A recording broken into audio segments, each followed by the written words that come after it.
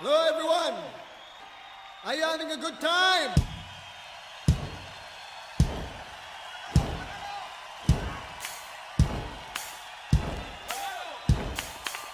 Let me see more hands up in the air. Come on, get them together.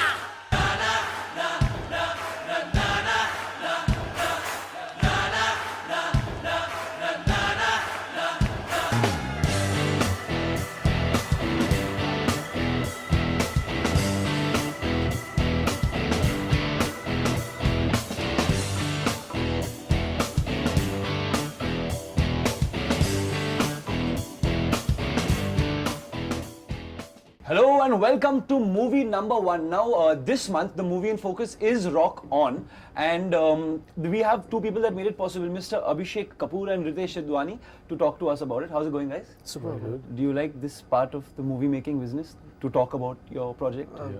Or do you really hate it? It's a little unnerving, but you gotta do it. Okay, yeah, you have to do it. Yeah. But what's life like right now? You must be in like complete overdrive, going crazy. What is it like? Well, it's really exciting. Actually, I'm in the midst of the post-production phase. Okay. So I don't really get much time to, pay attention to all the excitement that's happening. Right.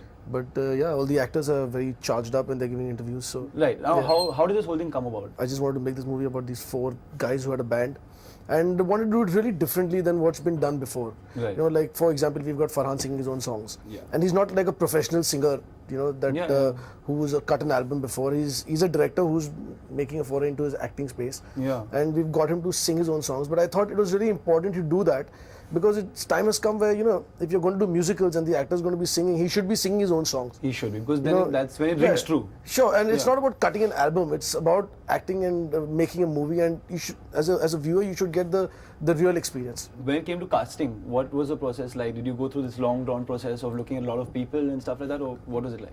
Well, the first person I had in mind was Farhan for the lead singer's part. Why is that? Something's just come to you, man. It was Okay. like a brainwave, and there's no explanation to Okay. why. Since and he's why just not. only a director and he's never acted before, like, Yeah, but let's I've- make him act, let's make him sing, let's make him do the lead. So Not really. Actually, I've known him since many years. Okay. We've been, friends for about past 15, 20 years. Right. And we've been in touch, and then we've not been in touch. But I've always known him. And when this part came about, it just struck me that he was just perfect for it because it has to go through different shades. Like, he's a businessman at one in the present time, and it goes back and forth in flashback. Right.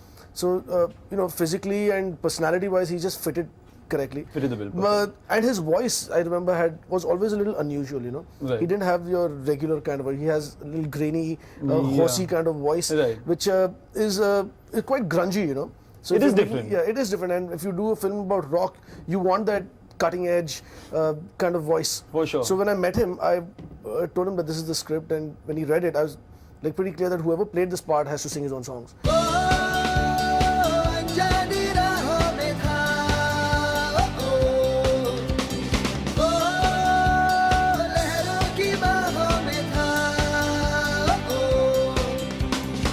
सबने कहा था इन समंदरों में जाना नहीं मेरे यार सुन लो ख्वाबों के पीछे जाके कुछ भी है पाना नहीं मेरे यार सुन लो and then from there, because there are three others. Yeah, then it was Purab who I called in, and I tested a lot of people for that part. Right. But Purab is what really caught my eye. Okay. I needed a guy who had a very affable kind of personality, Yeah. And he definitely does. He fits that completely. He's a sure shot with the ladies. So I've met so many girls out there who find him really cute. and all Yeah, that. Yeah, but I auditioned him 3 times. Okay. Because there was a tricky scene in the film, and I just wanted to make sure that if he did that right, he was bang on. Okay. And he did it 3 times, and we pretty much got it. All Yeah. went well. Yeah, I was actually very keen on him. Okay. So he went into a whole process of learning the drums and practicing, and it took him about 5-6 months. Right. But he was on top of it. And you got Luke to cut his hair. Yeah, Luke. Oh, wow. Actually, Luke was the fastest casting I had. Like, I Okay. called him up. I didn't even know him from before. I called him, and I just, you see a face, and you say, this guy would be really interesting in this Yeah. part. And I called him in, and I had him read. I said, how's your Hindi? And he said, Acha yaar, bahut acha. Yeah, his Hindi is really and good. His Hindi is fabulous. Yeah. So he read the part, and I said, wow, man, I can't think of another person playing this part. Yeah. So then he was on. Yeah. And then I was actually thrilled about Arjun. And in fact, after finishing the film, he's the one who's really blown me away, because I knew that Farhan would hit these notes Right. as an actor. I was pretty sure that I'd pull it off from all these guys. Right. But Arjun's really moved to the next level as far as that's my opinion. Right, of it. right. पेड़ हो गए कम क्यों तीन है ये मौसम क्यों चांद दो क्यों नहीं दुनिया में है जंग क्यों बहता लाल रंग क्यों सरहदें हैं क्यों हर कहीं.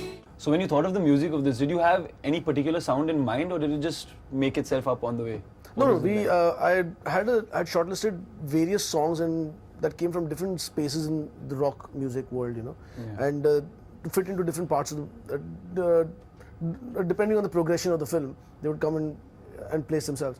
So I had shortlisted various songs and I took them to Shankar Ehsaan and I told them this is the kind of sound I want. Yeah. You know, because you've got to be a little more specific when you're doing something. Yeah, new. yeah.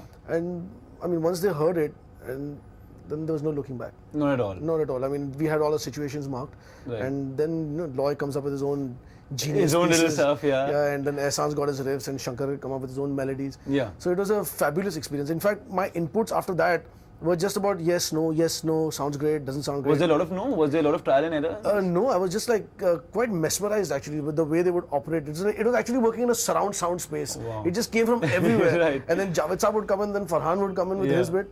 So just to be in that room while it was being created was electric. So, like usually you go to sit with your music directors, you'll give them a narration of the script, Yeah. and you'll tell them these are the situations. Like he said earlier, I need a love song, I need a song about life, I need a song in a nightclub, and then they'll compose something and you'll sit with them. But here, I think what Gattu had done with them is that sat them down, they took them through the whole script, and during the script, narration was telling them, okay, for this part, I need music to be this kind of music, Yeah. and this is the kind of music I think works for me Right. on this, you know. Right. Again, like the thing is this going to be commercial or not commercial? I said, there's nothing like that. If the sound is right, it's commercial. Song is good, song I is don't good. think, exactly. I don't think there is something like, even for films, people keep saying, is this commercial cinema, is it not?